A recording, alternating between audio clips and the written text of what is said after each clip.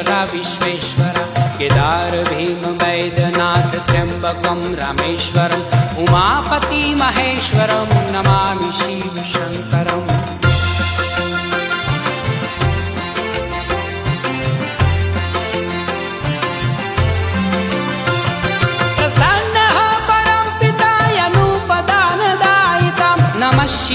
नमः शिवाय भक्त गुण गायितं नमः अलख निरंजनं श्याम मंगलम करम उमापति महेश्वरं नमामि शिव शंकरम उमापति महेश्वरं नमामि शिव शंकरम उमापति महेश्वरं नमामि शिव शंकरम।